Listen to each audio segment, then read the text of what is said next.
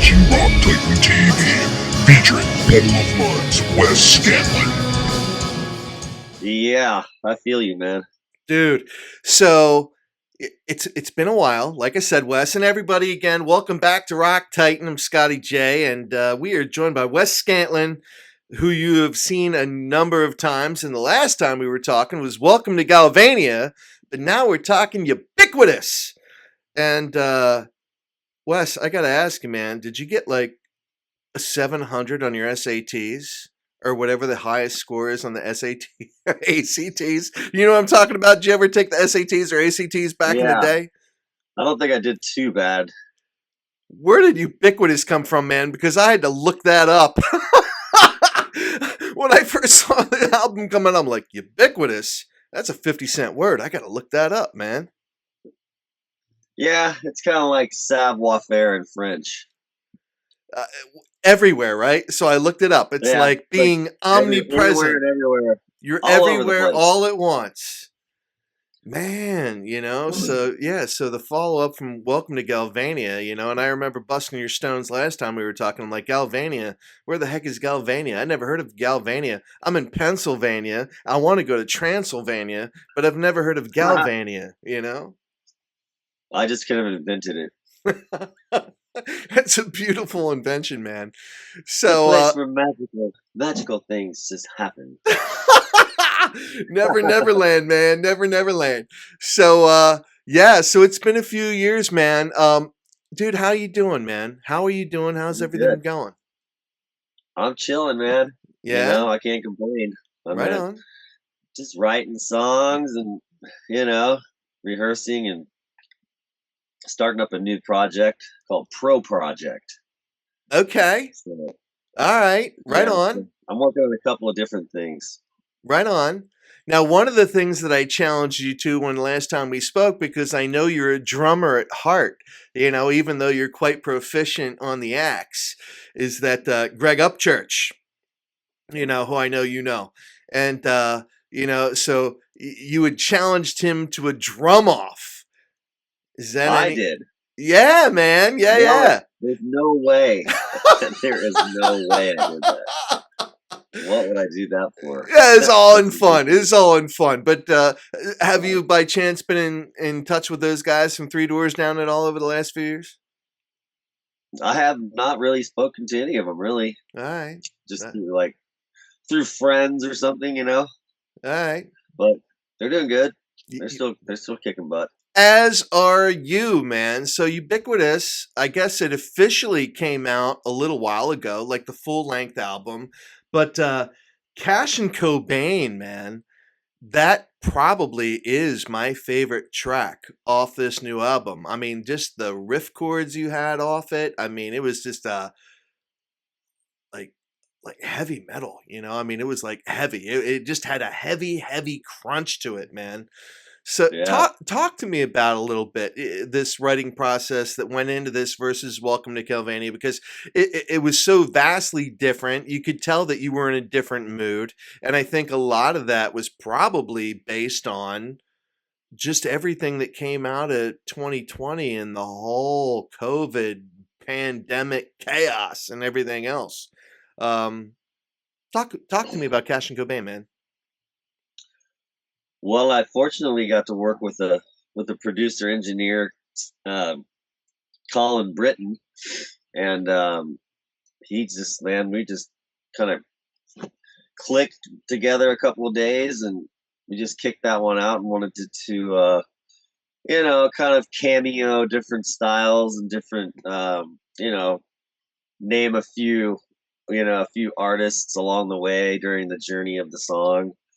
Which was had some nails, had some rage, had some like collective soul, had some had a little bit of maybe a little Marie Osmond.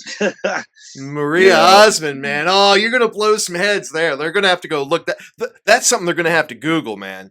You know, a little I know Donnie and Marie from back in the day, dude. Yeah. A little bit country, a little bit rock and roll. We kind of heisted that vibe from her, and Sophie, we're doing a little. Sorry, everybody. This is here. You want to say hi to everybody? Hi, I'm Sophie. Oh, that's awesome, man. That's Baby awesome. Sophie. Shh. Who's that now? Baby How old is your little furry friend there? She's like almost 15, man. She's still rocking. Oh, right on, man. Yeah. Yeah. So anyway, just back to the we were trying to just kind of capture a lot of different styles. Name a few awesome people, and maybe collective souls in there, and we were just trying to mix and match, and it all seemed to come out pretty damn good, man. I'm really proud. I'm glad I got to work on it. I'm glad I got to be a co-writer on it, and the first little riff was like, my little, I guess you could say my little country part or something. I would concur. And we're gonna get to some other styles of your music here in a little bit. We put Sublime in there, Right on. We were just throwing a bunch of folks in on it, so that's basically what we did. Now, what about Candy? So I'm thinking, is Candy an actual person? Is that their actual name? Is that a nickname? Is this completely fictitious? Is this based on someone who is real? Who's Candy? Yeah. My old guitar player Christian Stone's girlfriend's name was Candy. Okay. We were at his house, and he had this old cruddy piano, and I just started playing this little piano thing, and then she was standing there with Christian, and I just started singing a song about her, and I've never heard her sing or anything. Okay. I really don't know where she is or what she's doing. Her and Christian aren't together anymore, but yeah, she's like, I think she's married or dating, or she's with the guy, the singer for Rancid. Anyway, okay. Yeah, I just wrote that song about her basically right in front of her and Christian's face. Wow. I mean, mega sucking on the piano, but okay. like ultra sucking on the piano part. That was not me playing that on the actual version. And yeah, man. So they kind of both looked at me like, how the hell did you just do that? And I was like, I was just flowing, man. Like, I was like, I know I'm sucking on the piano. But the piano was out of tune anyway, man. So that's my saving grace, as you might say. Well, I know pianos need to be tuned every year or so because my youngest son is actually taking up the piano. So I know that that's something that needs to be upkept. But I don't know that in all the times you and I have spoken in the past, I don't know that that was an instrument I knew that was actually in your arsenal. I mean, other than you just kind of fiddling around with it, is that anything that you have formal like education with? Yeah, my grandmother, who just turned 100 years old. Wow. Hold on a second. Yeah, man. Okay, go in here. I'm going to do the duty, but okay, stay in there. Sorry. My dog, she's like going ruff, ruff, ruff, ruff. I'm sure somebody out there could hear her. No, it's all good, man. I wish mine was still around. My grandma had an organ. Okay. Like one of those old school organs. And I was fiddling and faddling around with that thing since I was probably 4 or 5 years old. Okay. I mean, I can't say that I'm an amazing keyist, but I don't know. It might have helped. I don't know. I've had a couple of keyboards and did some kind of I always like doing some Egyptian scale stuff or whatever. Yeah, no, that's cool. I mean, it's such a foundational instrument, I know because, like my youngest son, or I was saying who's playing piano, my daughter's in music school right now and, taking music theory and all that stuff because she wants to be a music teacher. And it's one of those instruments that are just foundational, above and beyond, just the guitar and everything else and doing vocals and all that stuff. But all that being said, so it looked like, there was a lot of emotion that went into Ubiquitous. Ubiquitous, everybody, 50-cent word, okay? But everywhere, omnipresent, all the time. The latest work from Puddle of Mudd and the master Wes Scantlin. So go check out Ubiquitous right now. Go buy it on Amazon, Apple, everywhere that you can online. And it's cool. It's a great album. Again, there was some angst in this, man, like a lot of emotion that I could just tell was coming off of you. One of the things, you wrecked me, like there was just some emotion. that was going into this. So, like, what was the time like, I guess, from coming off of Welcome to Galvania, in that whole 2000, everything is shut down, right? You can't even tour even if you wanted to, because everything's COVID based. But, and that ran well into 2021. I would venture even to say 2022. So it was only really maybe in the last 18 months that the live music world started opening up again. Did that have an impact on you, man? I think, all in all, it was a little scary, sort of. Yeah. I mean, when I heard there was a pandemic, man, I was like, wow. Like, I just was like, shoot, man. So we got to do nothing. I'm like, okay, all right, that's great, man. I'm down. So I just was like, I was just like, all right, so I can just sit around and just like play and write songs, and I don't have to worry about doing anything for I don't even know how long. Like, yeah, to me, it was kind of like a real welcome break. But I feel you. I feel you because I so know. Welcome, but yeah, it was weird, but it was awkwardly welcomed into my world. So, well, I know running up, yeah. Well, running up to that point, Wes, I know that, I mean, you'd been touring a lot because obviously I caught up with you out on the road. And for everybody that doesn't know that I caught up with you out on the road, go check it out. Just Google Wes Scantlin, Rock Titan, and you'll be able to see us doing some carpool karaoke when we were out there in Reading. We had a little fun around the parking lot, and, we were singing some of your hits. And that was fun. Yeah, it was. Yeah, it was. But I know one of the things we had touched on because, here we are, we're like right at the height of like the Halloween season. This is my favorite time of year. I love the fall. I know out there in California, out there on the West Coast where you are, it's like the same time of year every day, all day. But out here where I am on the East Coast, you get all the seasons.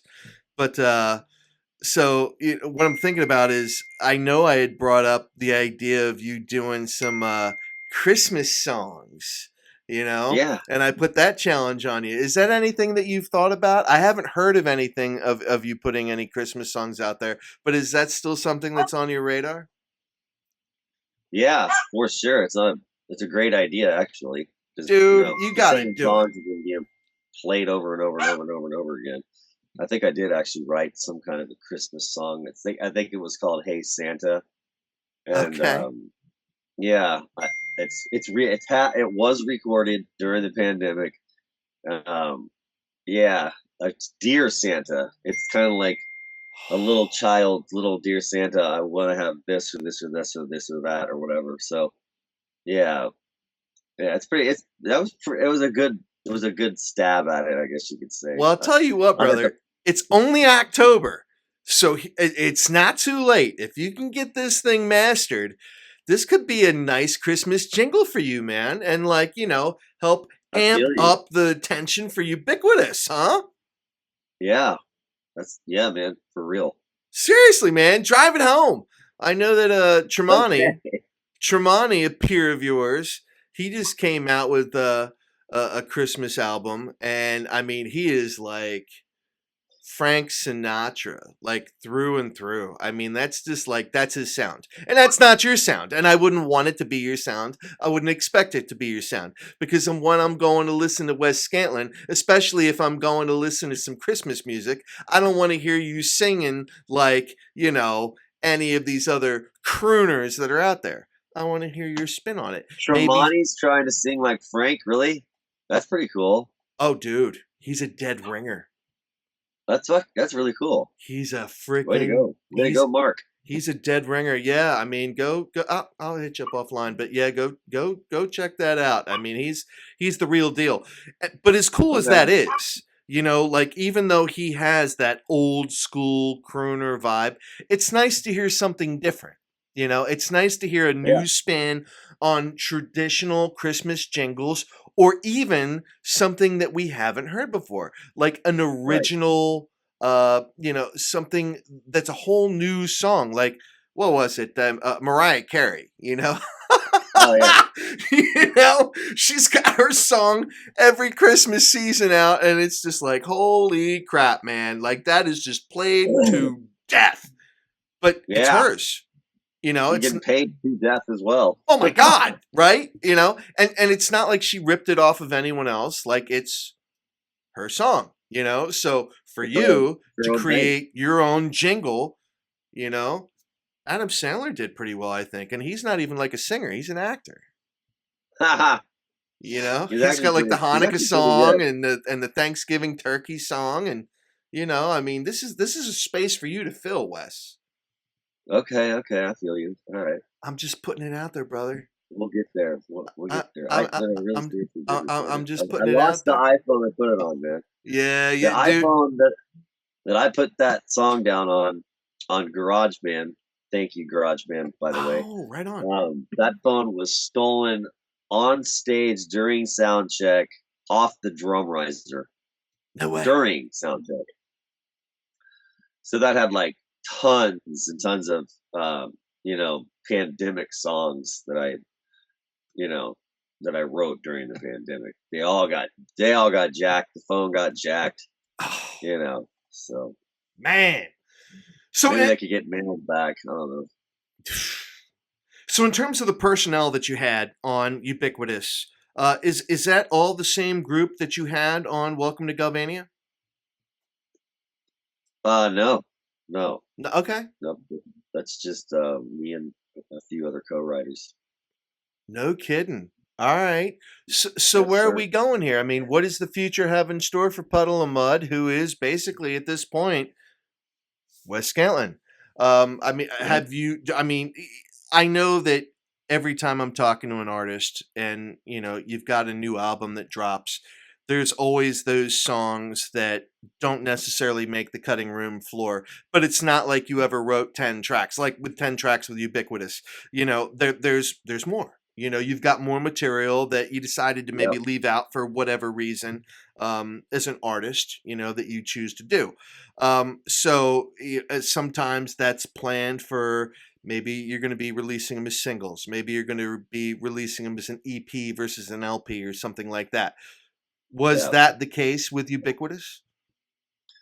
Yeah, there's quite a few songs that made the cutting room, but didn't really make the record, I guess you could say. But Okay. the songs that weren't on the record, there's some really, really actually amazing songs. So we got that in the back burner, which is always nice. And eventually those songs will be heard by everybody, and there you go. We got a bunch of stuff in the cookie jar.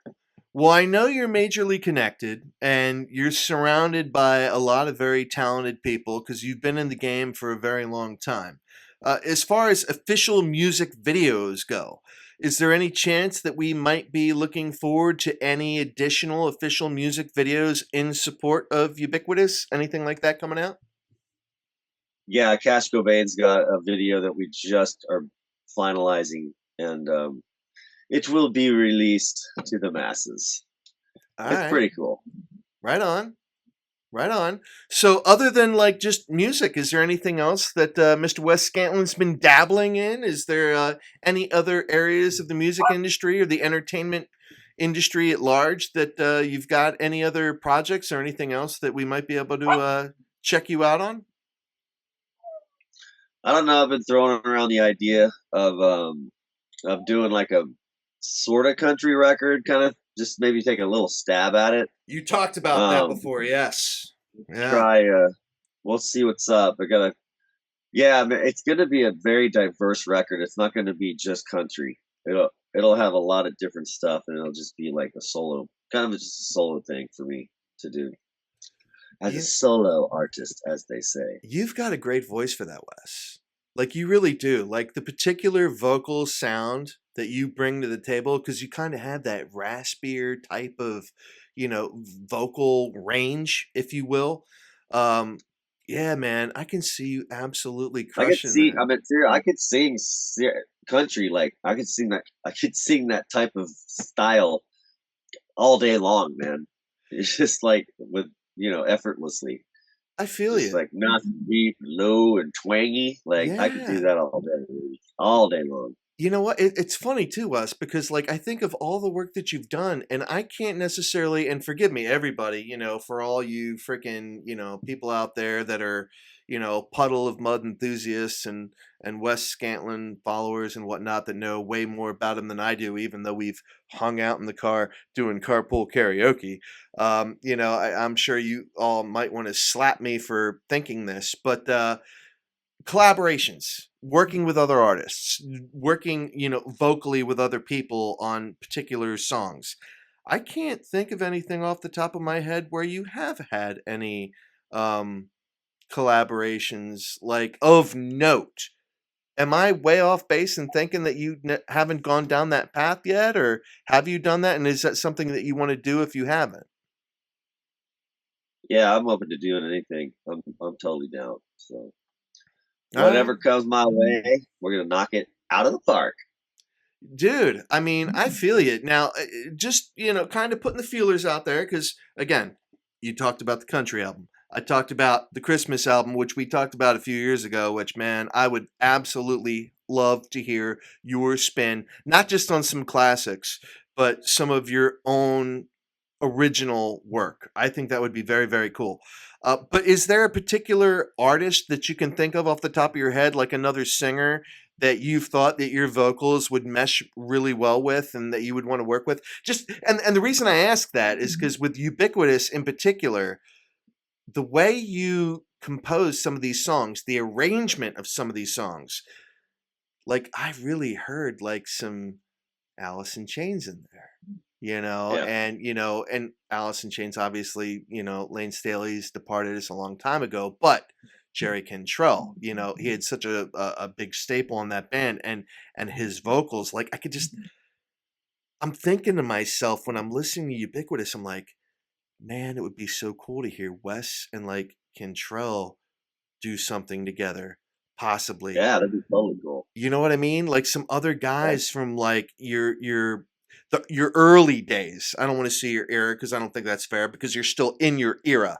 But like from your earlier days, even like a Kevin Martin, from Candlebox. Oh yeah. You know what I mean? Like some of those guys, from like the hardcore grunge era. It would just be so cool, I think, to hear a collaboration from you. Um, is that an ambition? That'd be great. That would be super cool. Anyone in particular? Yeah, Cantrell, man. I mean, I've been singing right along with those cats since I started doing the singing thing, man. Right And on.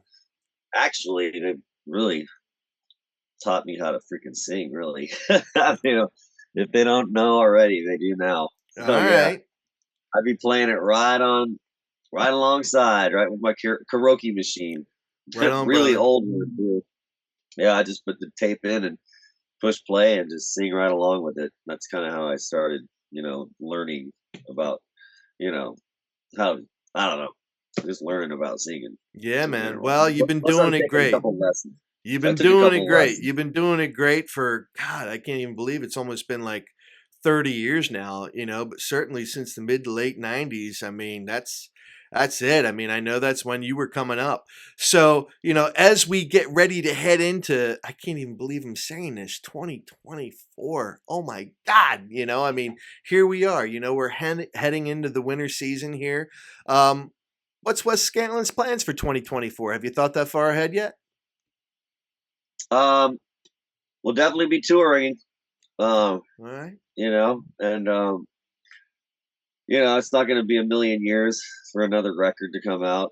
Well, It'll probably just be a couple years or whatever. But yeah, just working on new stuff and going on tour and working on some new stuff and just enjoying life and remain calm, try to relax and take it easy as much as possible, and at the same time work your butt off and stay strong, man. Just and keep God first place always. right on, man. Well, that's all you can do, and that's an awesome message. So again, everybody, you heard it here from Wes Scantlin first. I am Scotty J. You are watching Rock Titan. We're talking all about Ubiquitous. All right. So if you haven't had a chance to go check that out, go on out to YouTube. You'll be able to find a couple of the tracks out there at the very least. But if you want to get the whole album hard copy, which you absolutely should, all right, go check out all the major platforms, Amazon, Apple, all those good places. You know, finding it in a music store is probably a little bit of a challenge these days because I don't know how many exist anymore. You know, but did you do anything with Ubiquitous on vinyl? I'm sure something's getting pressed somewhere in this world. Okay. All right. What are your thoughts on vinyl? I mean, is that something you're a fan of? I know a lot of bands are doing it more or less nowadays, like kind of as a nostalgia type thing. There's not like a lot of volume, but they'll do a little bit, you know, just to kind of put it out there. There's a lot of mixed feelings on it, but where are you at with that? Vinyl's cool. Yeah. It's sonically amazing. You know, just right on. I'm not sure if they even sell record players anymore, man. I mean, I'm sure somewhere. They're hard to come by. I was up at the I was at a beer distributor the other day, and I'm just gonna say it. I don't even care. It's not like I have any endorsements or anything necessarily, but Dogfish Head, you know, it's a beer that I enjoy. Everybody, all right. So Scotty J is saying he likes Dogfish Head Brew, and they do have a record player that they make, and it does in fact play vinyl. Because other than that, if I didn't have that, I'd be using my old Fisher Price record player from back in the day. Nice. I had an old Fisher Price vinyl player that I would spin all my dad's old 45s on, you know, like the Beatles and the Beach Boys and all that good stuff.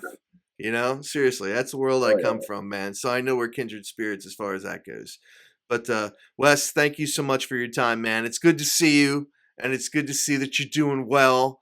And I just want to wish you all the best, you know, especially in support of Ubiquitous. I loved it. You know, again, everybody go check it out. It's a really, really solid album.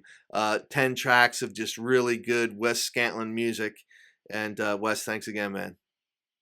All right, man. Thank you, dog. You got it, man. I'm Scotty J. You're watching Rock Titan. We're out. Woo-ha!